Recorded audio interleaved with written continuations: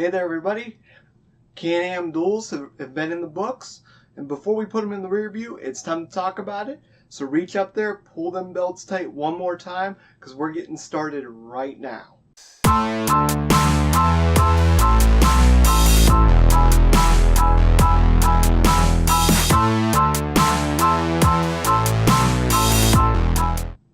Hi guys, welcome back. It's Brandon here with another video about the 2018 NASCAR season. If you've been enjoying this series, please go ahead for me and hit that like button. Also subscribe and hit the bell notification so you don't miss anything further. And also, if you want to see anything different in the series or ways that I present things, please by all means let me know down in the comments. So I gotta tell you, I came on today ready to go.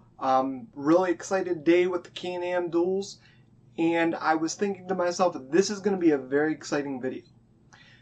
And then something very interesting happened. I knew today was going to be a weird day because my pants were on backward.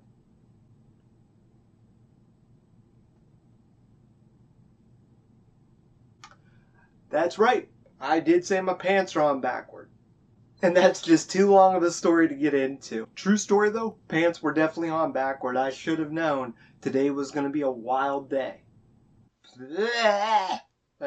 Son of a bitch. So the Can-Am duels, the big qualifying races for the largest NASCAR race of the season, the Daytona 500, those have wrapped up. We now know what the starting lineup will be for the Daytona 500. We'll get into the starting lineup here in a little bit, but first let's go ahead and talk about the race. So, like I said, I came into today thinking that we were going to have ourselves a great conversation regarding how the races themselves went.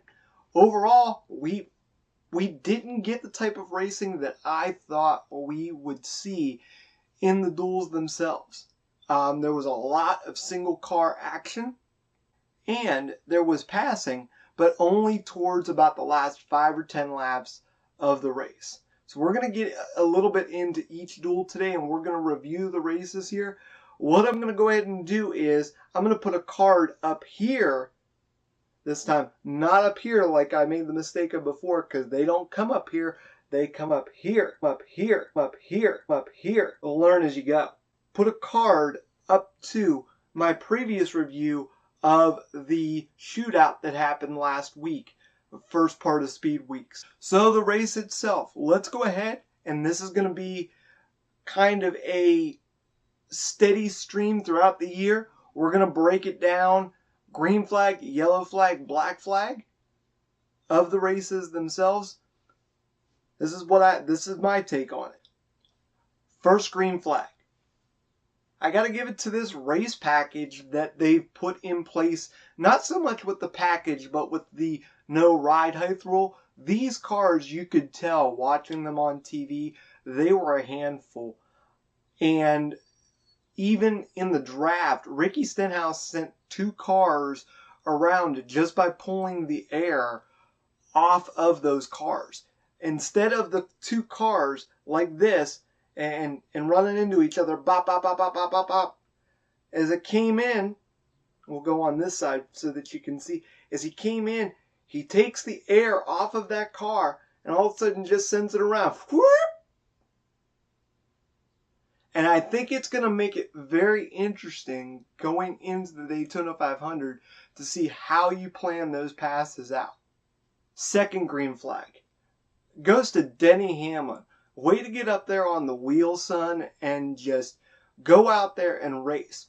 Don't worry about the fact that, you're sitting on the front row for the Daytona 500. You may tear your car up.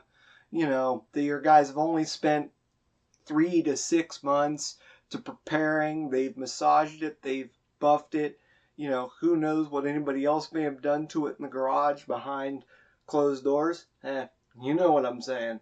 And you put that car in a situation where it could have very well been taken out. A gutsy call, a very, very gutsy call, but I think it was the right one. Out of the 2 guys that are sitting on the front row for the Daytona 500, Denny Hamlin's the one that knows what his car is going to do in the draft. That's going to play big into what he does and how they do it during the 500. So we've shared the good. Let's go ahead and move on to yellow flags. Yellow flags, once again, I think that the racing was good. If you honestly have it on DVR, you could fast forward though through the first 50 laps of each race before it really starts to get dicey. And to me, in my opinion, there needed to be a little more action on the racetrack. There wasn't enough drama in this race. There's 40 cars there at Daytona. There's not any car that's going to go home. So without that element being there for that race, I think that it was something that we as race fans got an opportunity to miss out on. Second yellow flag goes to Ricky Stenhouse Jr. Now, before everybody gets on the bandwagon and says that I'm already starting to hate on drivers, it's not a hating on a driver. By all means, Ricky Stenhouse had an extremely fast race car. Extremely fast. But on lap 39, he gets involved in his first incident with William Byron. Now, you could chalk that up to William Byron being inexperienced in a cup car and, there being lots of different factors. And if the air did pull William Byron around, as a race car driver, you make a mental note of that. Not only the driver that did it, but the driver that it happened to. But however, on lap 48, so not even 10 laps down the road, after we went back racing green again, he gets involved with a veteran driver this time, and that's David Gilliland. Now, David Gilliland's been doing this for a long time. A veteran like that, who is an accomplished speedway racer, is not going to just get sucked around because of a mistake he made. Ricky Stenhouse Jr., once you put somebody else in that position, you need to make a mental note not to do it again unless you're trying to do it on purpose. Now it's just time to move on to the ugly. It's time to start waving that black flag. First black flag actually has to go to the television presentation of the Can-Am duels. One of the things that I heard quite a bit in the first race was how Alex Bowman had nothing to lose because he already had a pole for the Daytona 500. Now, however true that may be, in my opinion, it devalues what the Can-Am duels are. And for one, if I'm Can-Am and I'm putting my name on that race, to me, you have devalued what I'm spending money to sponsor. If I'm Fox, I would definitely make sure that you build as much value into each and every product that you're going to televise for anything that you do, any sporting event. Second black flag, old 7-time Jimmy Johnson. Jimmy, when it comes to Daytona, I'm pretty sure Daytona just hates him. Flat out just hates him. He has crashed out of 7 or 8 shootouts. And now you're going to start the Daytona 500 towards the back of the field. I have one positive for you, my friend, is that you can only go up from here. And anybody that plays fantasy racing, Jimmy Johnson would be a good pick to score you some points overall. Alright, I've had my say. Now it's your turn. In the comments section, please let me know what you thought your green flag, yellow flag, and black flags were for the Can-Am duels. I'd love to know what you're thinking. Just some other things that I want to go ahead and cover about the Can-Am duels. Ryan Blaney, Darrell Wallace Jr. running 1-2 there. Didn't quite finish 1-2, but I thought it was great. And I think it was something that both drivers needed. I think it's something that the sport needs. And social media was blowing up about it. So very, very glad to see that. Also, normally the second Can-Am duel isn't as exciting as the first. However, this year, that wasn't the case. In fact, in the second Can-Am duel, they actually were more racy than in the first. And when I say racy, I'm not talking about Victoria's Secret. There were more passes that were made.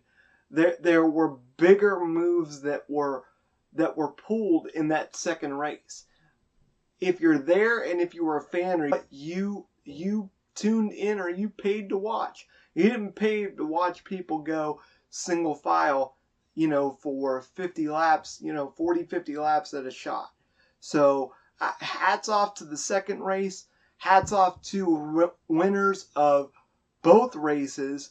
Ryan Blaney winning the first, Chase Elliott winning the second. Now let's go ahead here and let's take a look at the starting lineup for the Daytona 500. So once again, of course, you're going to have Alex Bowman pole center, Denny Hamlin second place. Then behind them is seated how they finish in the dual races. So in third, you're going to have Ryan Blaney. Fourth, you'll have Chase Elliott, and so on and so forth. Couple of things to mention here. Keep in mind that it does not matter where you start here. It matters where you finish. But what's important to keep in mind is that overall, stage points, we have 3 stages, folks. Stage points are going to be awarded to the top 10 every time we end a stage. And there's that all-important stage win. The closer to the front you are, the more in contention you're going to be to win those stage races. A couple of drivers with some work to do here. You have Jimmy Johnson, William Byron starting out towards the back. So it'll be interesting to see, do they team up or how do they work to get to the front? Overall, out of a 1 to 10 scale, I would give the Can-Am duels a 7 overall. I do think that it gave us a little bit of a teaser as far as what we can see in the Daytona 500. I think that the handling of the cars will be worse running in the daytime. At night, they had a little more grip. So it should be very interesting to see what we come up with, and really looking forward to discussing that with you guys once the Daytona 500 has completed. So just some real quick final thoughts here. There's been some major things happening here on the channel just within the last couple of days. I want to take a moment to say thank you to everyone. The view count on the channel has actually gone up quite a bit over the last couple of days. So thank you so much for your continued support. And I really, really appreciate the love that you guys have been showing on the series itself. Also, I've broadened my presence a little bit on social media. Of course, you can follow me on Twitter at BrandonGood2020. I'm also on Google+, and I've just recently became part of a subreddit that is on NASCAR and any and all things to do with NASCAR. I'll link that up down here in the description. Just for some fun, what I'm actually going to do as well is in the next day or so, I'm actually going to put my menu out, my menu for Daytona Day. And I'm interested to know just exactly what you guys are going to do as well. That's going to do it here for us today on the pit stop. Once again, hit that thumbs up button as hard as you possibly can. Don't forget to subscribe and hit the bell notification. I'm going to have some cards over here and maybe over here or here and here. You guys will see them. Just click on them as they pop up. Who knows what I'm going to do. It could be here, could be there, could be down here. But thank you guys so much for the love. I'll see y'all next time. Enjoy your Daytona 500. Enjoy your weekend.